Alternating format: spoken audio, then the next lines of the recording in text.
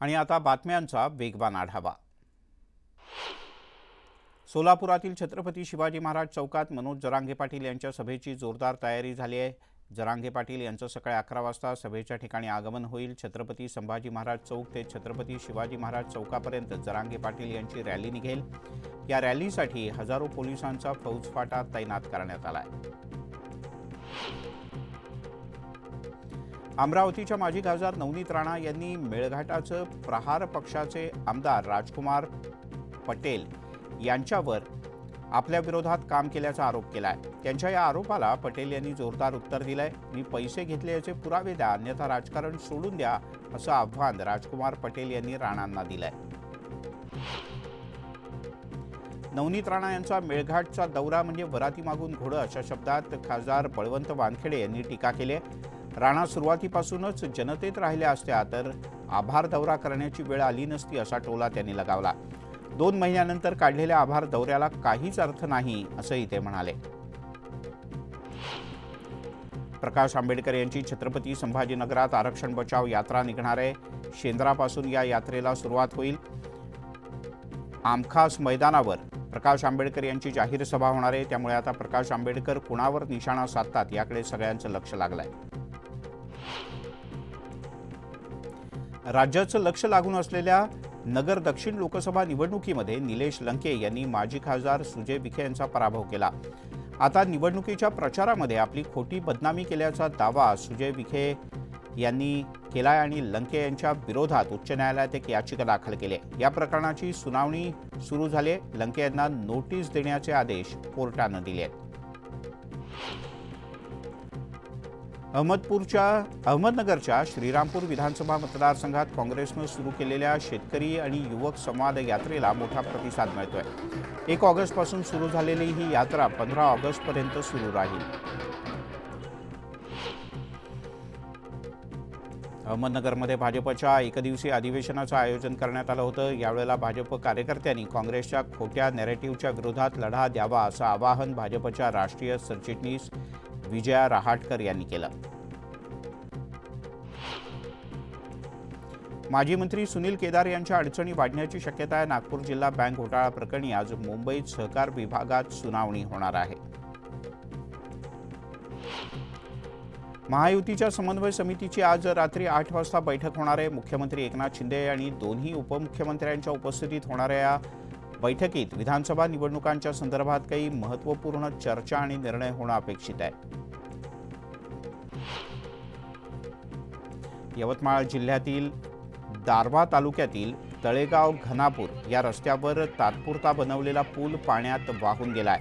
यामुळे नागरिक आणि विद्यार्थ्यांना थेट पाण्यातून प्रवास करावा लागतो। गेल्या 3 वर्षांपासून तात्पुरता पूल बनवला जातो आणि पावसात तो वाहून जातो। यामुळे इथे कायमस्वरूपी रस्ता बांधावा अशी मागणी करण्यात येते। भिवंडी तालुक्यातील पूर्णा ग्रामपंचायत इथे ड्रेनेजचं बांधकाम पूर्ण न केल्यानं पाणी आता रस्त्यावर अनेकांच्या घरात शिरतंय। याबद्दल वारंवार लेखी तक्रारी देऊन सुद्धा काम होत नसल्यानं तक्रारदारांनी हे पाणी ग्रामपंचायत कार्यालयात फेकून सरपंच वैशाली पाटील तसंच गटविकास अधिकारी यांचा निषेध केला।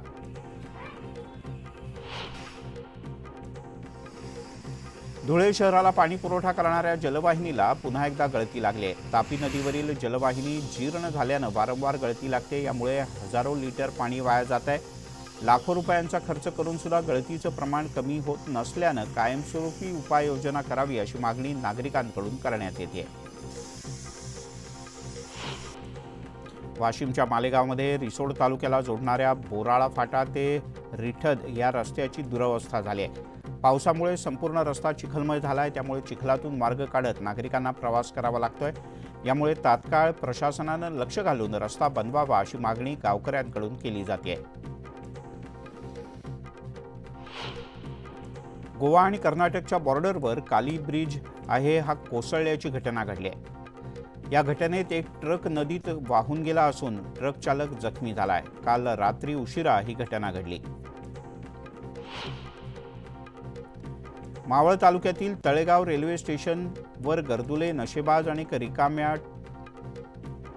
रिकामटेकड्या लोकांचा अड्डा बनत चाललाय. नागरिकांनी याबद्दल वारंवार तक्रार केल्यानंतर पोलिसांनी आता कारवाईला सुरुवात केली. पोलिसांनी या लोकांना तळेगाव रेल्वे स्टेशनवरून हुसकावून लावलंय. मावळ तालुक्यासह पिंपरी चिंचवड शहराला पाणी पुरवठा करणाऱ्या पवना धरणाचा पाणीसाठा 93.64% इतका आहे. पावसानं काहीशी उसंत घेतल्यानंतर पवना धरणातून होणारा विसर्ग थांबवण्यात आला. त्यामुळे पिंपरी चिंचवडकरांची वर्षभराची पाण्याची चिंता मिटली आहे. मुळशी तालुक्यातील नागरिकांची तहान भागवणाऱ्या मुळशी धरणाच्या सांडव्यातून मुळा नदी पात्रात सुरू असलेला विसर्ग तुर्तास बंद करण्यात आलाय. मात्र पावसाच्या प्रमाणानुसार आणि जलप्रवाहाच्या स्थितीनुसार विसर्ग पुन्हा कमी जास्त केला जाण्याची शक्यता आहे.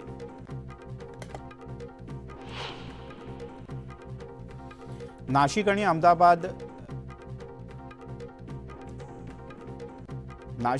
आणि नगर या जिल्ह्यात चांगला पाऊस झाल्यानं विविध प्रकल्पातून सोडलेल्या पाण्याची जायकवाडी प्रकल्पात आवक झाली आहे. त्यामुळे मागच्या 2 दिवसात जायकवाडी प्रकल्पात आणखीन 13% जलसाठ्याची भर पडली आहे. जायकवाडी आता 23% भरला आहे. त्यामुळे नागरिकांच्या पिण्याच्या पाण्याची चिंता हळूहळू मिटणार असं दिसतंय.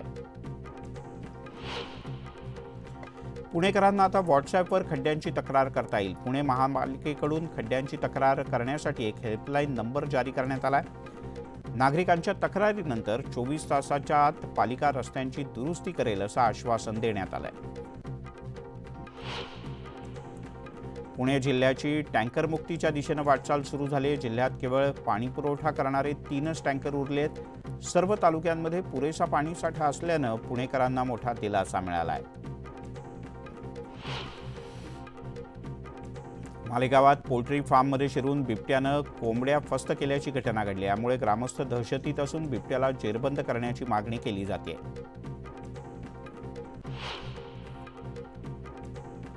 जुनी पेन्शन योजना लागू करा यासह शिक्षकांच्या विविध मागण्यांसंदर्भात धुळ्यामध्ये शिक्षक रस्त्यावर उतरले. शिक्षक, मुख्याध्यापक, संस्थाचालक, शिक्षकेतर कर्मचारी यांनी हे आंदोलन केलं. यावेळेला प्राथमिक, उच्च माध्यमिक शाळेला 100% अनुदान द्यावं अशी मागणी सुद्धा करण्यात आली. पुण्यातील वाघेश्वर पार्किंगच्या जवळ गोदामाला भीषण आग लागली. अग्निशमन दलाच्या एकूण 7 गाड्यांच्या मदतीनं आगीवर नियंत्रण मिळवण्यात आलं.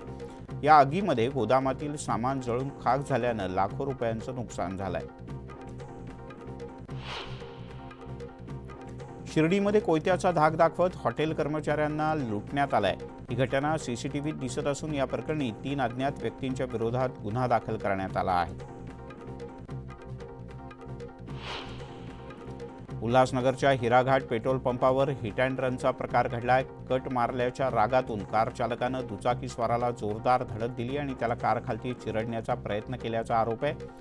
हा सगळा प्रकार सीसीटीव्हीतून समोर आला. या प्रकरणी पोलिसांनी तक्रार दाखल केलेली नाही असा आरोप पीडित तरुणानं केलाय. नागपूर तुळजापूर महामार्गावर भरधाव ट्रकनं बाईकला जोरदार धडक दिली. यात एकाचा जागीच मृत्यू झाला तर एक जण गंभीररीत्या जखमी झालाय. विष्णू मेंढारकर असं मृत व्यक्तीचं नाव आहे. हिंगोली ते औंढा नागनाथ महामार्गावर संतूक पिंपरी परिसरात ट्रकनं धडक दिल्यानं 2 तरुण ठार झाले तर एक गंभीररीत्या जखमी आहे. रात्रीच्या वेळेला रस्त्याच्या लगत दुचाकी उभी करून हे तिघही तरुण बोलत असताना भरधाव वेगातल्या ट्रकनं त्यांना धडक दिली. या प्रकरणी ट्रक चालकाच्या विरोधात गुन्हा दाखल करण्यात आलाय. बदलापूरच्या मांडकिवली MIDCत रेअर फार्मा या रासायनिक कंपनीच्या रिॲक्टरमध्ये प्रक्रिया सुरू असताना झालेल्या स्फोटात गंभीर जखमी झालेल्या घनश्याम मिस्त्री यांचा उपचारादरम्यान मृत्यू झाला आहे. या स्फोटात रिॲक्टरचा 100 किलोपेक्षा जास्त वजनाचा लोखंडी रिसिव्हर उडून मिस्त्री यांच्या घरावर पडला. या दुर्घटनेत त्यांचे 2ही पाय कापले गेलेत. या प्रकरणी कंपनीवर कठोर कारवाईची मागणी होते.